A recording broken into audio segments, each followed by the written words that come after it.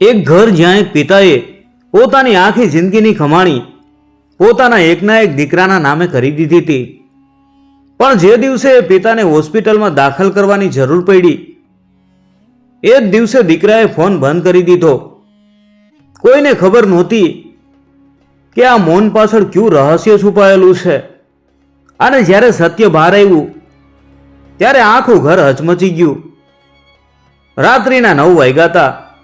શહેરના એક નાનકડા ફ્લેટમાં દીવાની રોશની હતી. કિશનલાલ પોતાની ખુરશી ઉપર બેઠા બેઠા છાપું વાંચી રહ્યા હતા. પણ મન ક્યાંક બીજે જ ભટકતું હતું.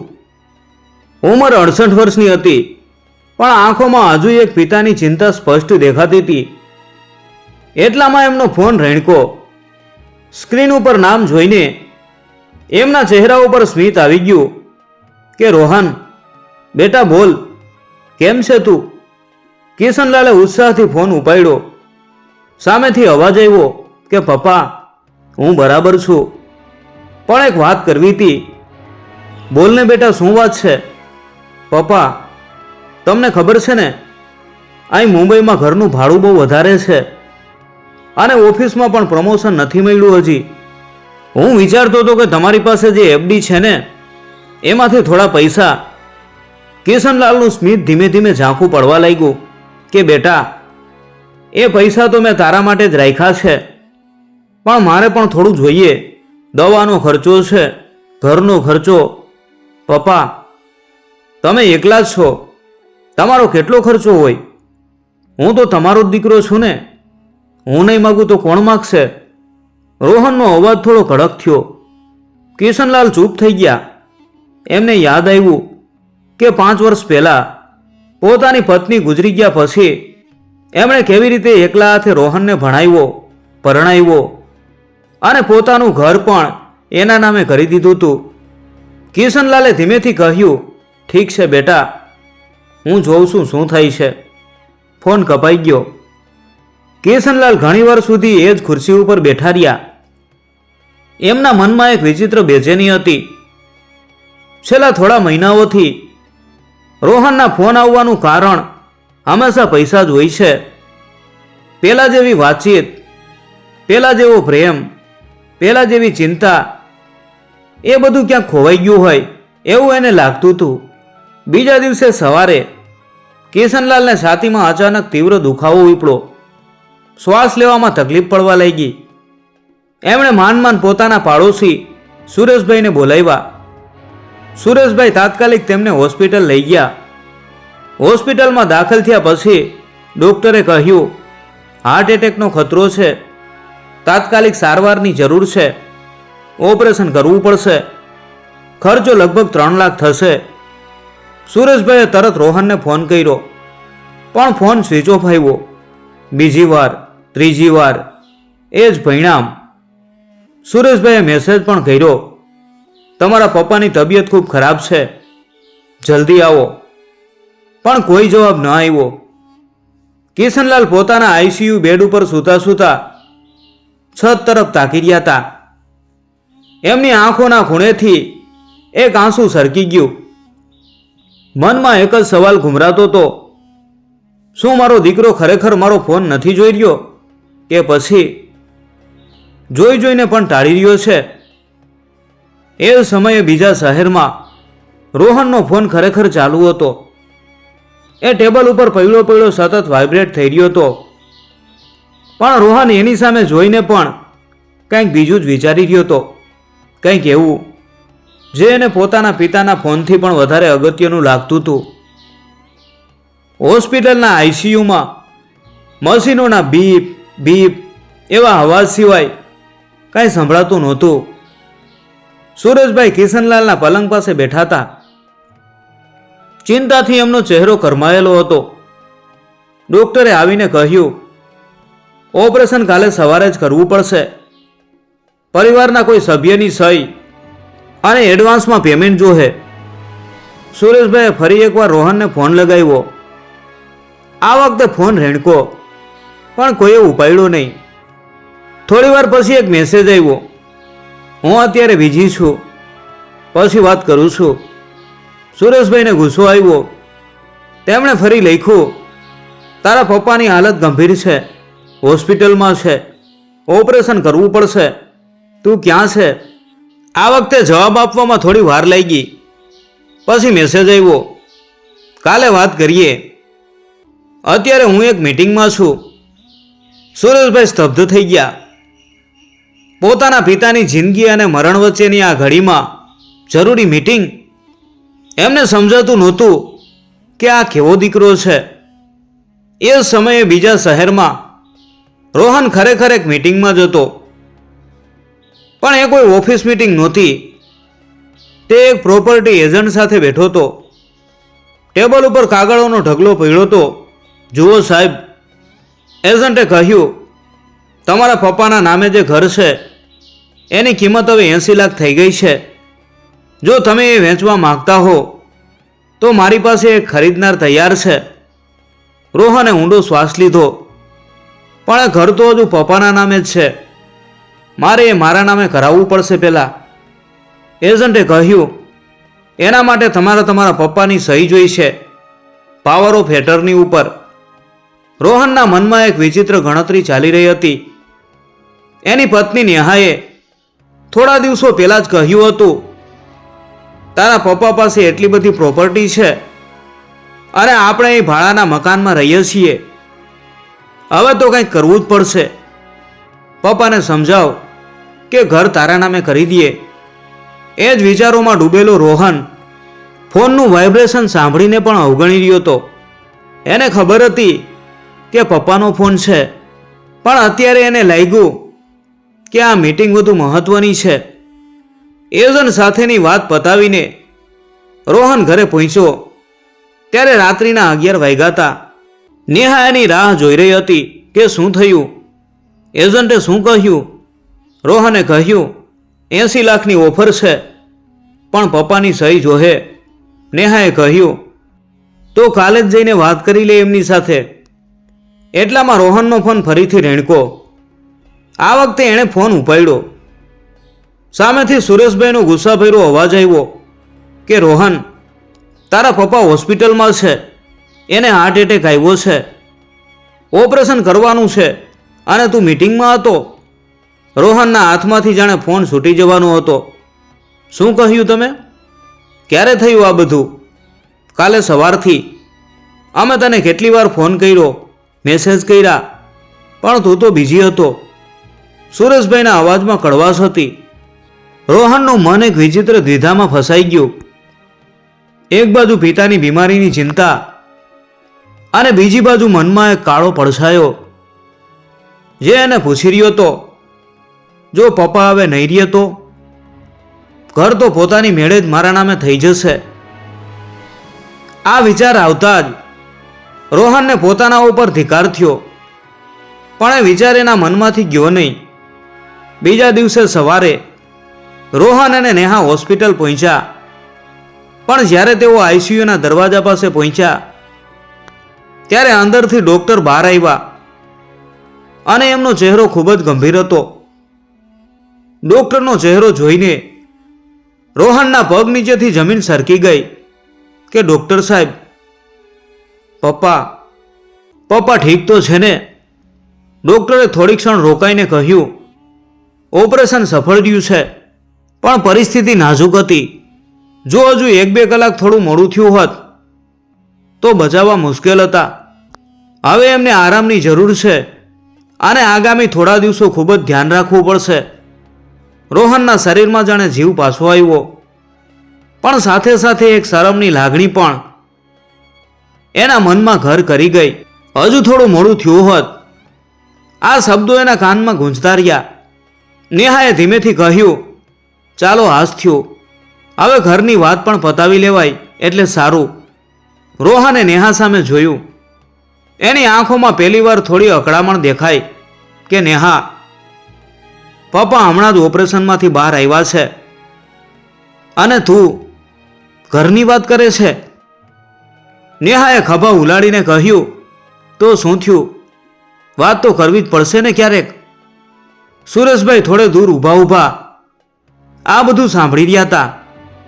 એમનાથી રહેવાયું નહીં કે રોહન બેટા, હું તારા પપ્પાનો પાડોશી છું, પણ મને એક વાત કહેવાનું મન થાય છે. તારા પપ્પાએ મને ઘણીવાર કહ્યું છે કે તું નાનો હતો ત્યારે બીમાર પડતો તો તેઓ આખી રાત તારી પાસે બેસી રહેતા. આજે તેમને તારી જરૂર હતી ત્યારે તું ક્યાં હતો? રોહનનું માથું શરમથી ઝૂકી ગયું. એની પાસે કોઈ જવાબ નહોતો. 2 દિવસ પછી કિશનલાલને હોશ આવ્યો. આંખો ખોલતા જ એમણે રોહનને પોતાની પાસે બેઠેલો જોયો.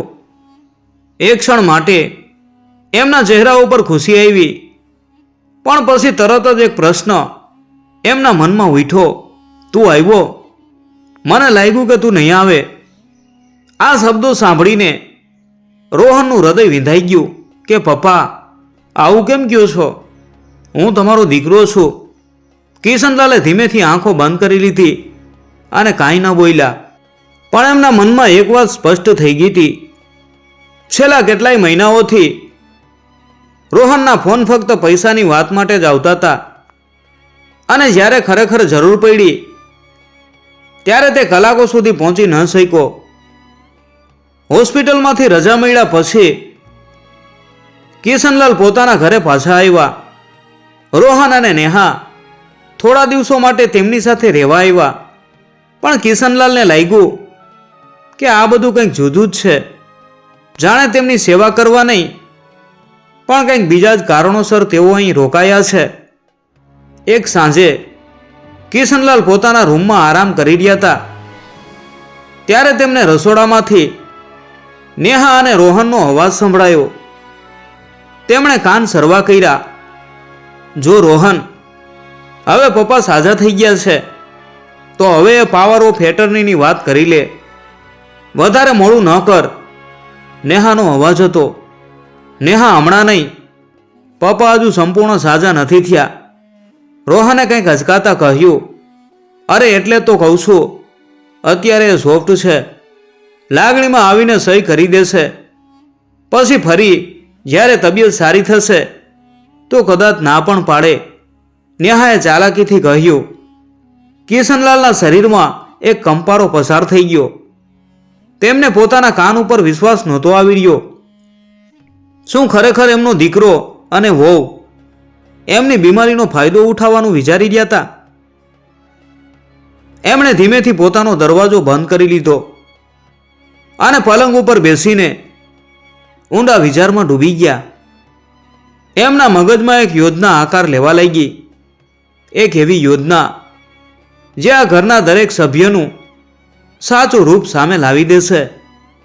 બીજા દિવસે સવારે કિશનલાલ પોતાના રૂમમાંથી બહાર આવ્યા ત્યારે એમના ચહેરા ઉપર કોઈ અલગ જ શાંતિ હતી. જાણે રાત્રે લીધેલા નિર્ણયે એમને એક નવી હિંમત આપી હોય.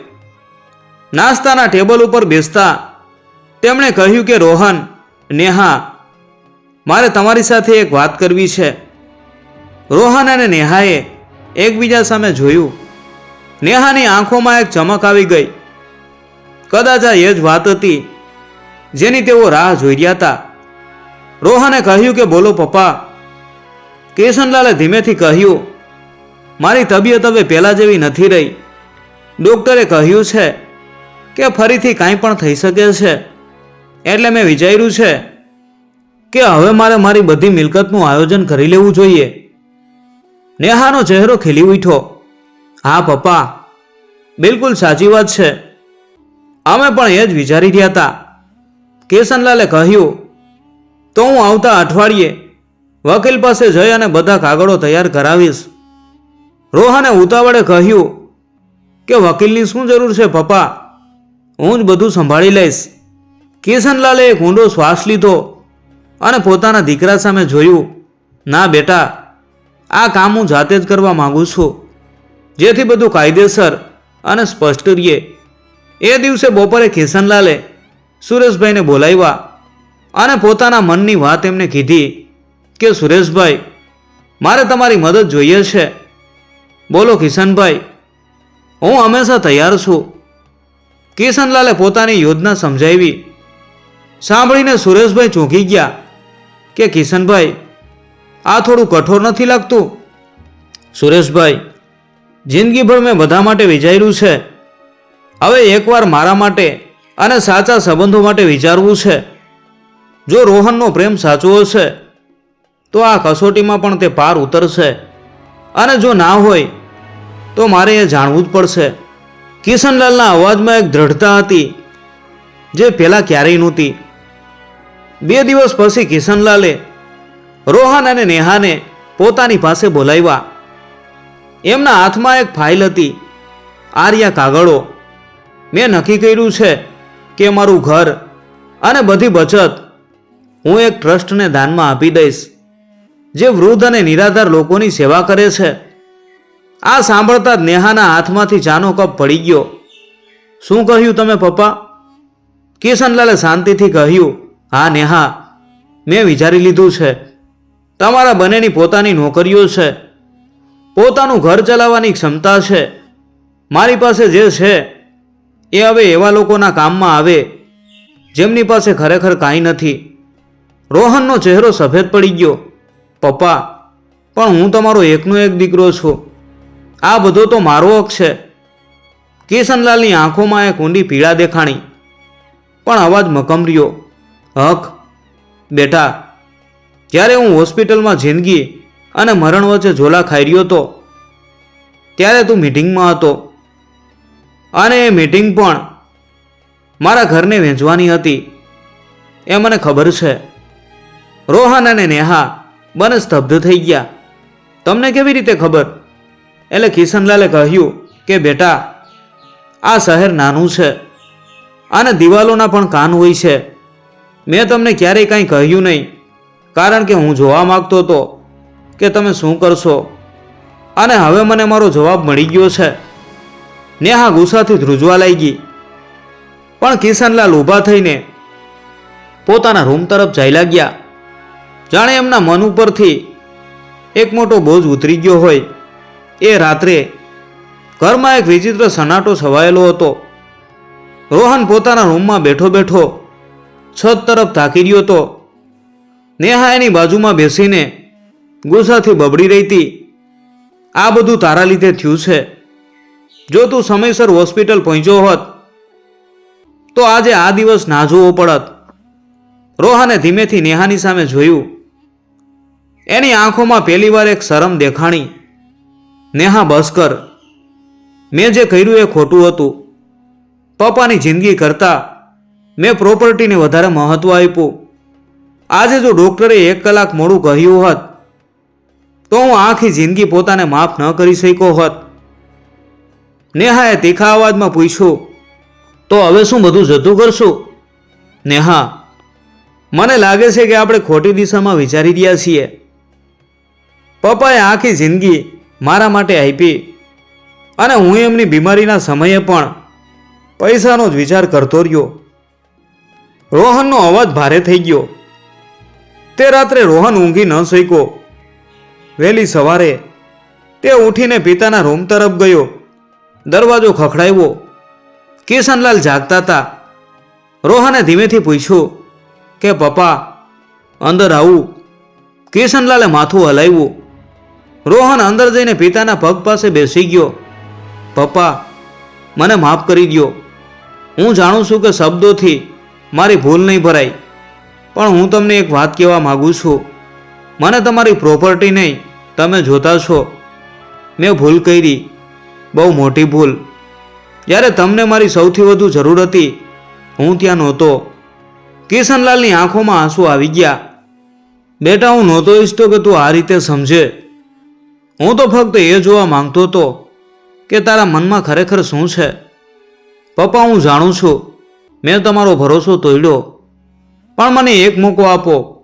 હું સાબિત કરીશ કે હું ફક્ત તમારી મિલકતનો નહીં, તમારો દીકરો છું. રોહનનો અવાજ રડમસ થઈ ગયો. કિશનલાલે ધીમેથી પોતાનો હાથ રોહનના માથા ઉપર મૂક્યો કે બેટા, હું મારી પ્રોપર્ટીની વાત પાછી નહીં ખેંચું. ટ્રસ્ટને દાન આપવાનો મારો નિર્ણય એવો જ રહેશે. રોહનનું માથું ઝૂકી ગયું. ઠીક છે પપ્પા, જેવો તમારો નિર્ણય. પણ કિશનલાલે થોડું અટકીને કહ્યું, હું મારું ઘર નહીં આપું. એ ઘર હું તારા નામે જ રાખીશ. કારણ કે ઘરે ફક્ત ઈંટ અને ચૂનાનું નથી હોતું, એમાં પરિવારની યાદો હોય છે. પણ બાકીની બચત જે મેં જિંદગીભર ભેગી કરી છે એ હું એવા લોકો માટે વાપરવા માગું છું જેમની પાસે કોઈ સંતાન નથી, જે મારા જેવા એકલા વૃદ્ધ છે અને તેમને કોઈ પૂછનાર નથી. રોહને પિતાના હાથ પકડી લીધા કે પપ્પા, મને મંજૂર છે. ખરેખર હવે મને પૈસાની નહીં, તમારી હાજરીની કિંમત સમજાય છે. આગળના મહિનાઓમાં રોહને પોતાનું વર્તન સંપૂર્ણપણે બદલી નાખ્યું. તે દર અઠવાડિયે પિતાને મળવા આવતો, એમની તબિયતનું ધ્યાન રાખતો અને ધીમે ધીમે નેહાનું વલણ પણ સંપૂર્ણપણે બદલાવા લાગ્યું. એક વર્ષ પછી કિશનલાલના જન્મદિવસ ઉપર રોહને એક નાનકડી પાર્ટી રાખી. જ્યારે કિશનલાલે કેક કાપી ત્યારે એમની આંખોમાં ખુશીના આંસુ હતા. આજે મને લાગે છે કે મેં જે નિર્ણય લીધો હતો એ સાચો હતો, કારણ કે આજે મને પૈસા નહીં પણ સાચો પ્રેમ મળ્યો છે. મિત્રો, આ વાર્તા આપણને શીખવે છે કે સંપત્તિ અને સંબંધો વચ્ચે જ્યારે પસંદગી કરવાનો સમય આવે ત્યારે સાચો પ્રેમ હંમેશા સાબિત થઈને જ રહે છે. માતા પિતા આપણને જિંદગીભર આપતા રહે છે, બદલામાં કંઈ માંગ્યા વગર. પણ જ્યારે આપણે એમની કિંમત પૈસામાં આંકવા લાગીએ છીએ ત્યારે આપણે સૌથી કિંમતી વસ્તુ ગુમાવી બેસીએ છીએ, એમનો પ્રેમ અને એમનો સાથ. જિંદગીમાં ગમે એટલી મિલકત ભેગી કરી લઈએ, પણ જો માતા પિતાનો સાથ અને એમનું સન્માન ન હોય તો એ મિલકત અધૂરી જ રહે છે. મિત્રો, જો તમને આ વાર્તા ગમી હોય તો વિડીયોને લાઈક કરજો અને કોમેન્ટમાં લખજો, જય દ્વારકાધીશ.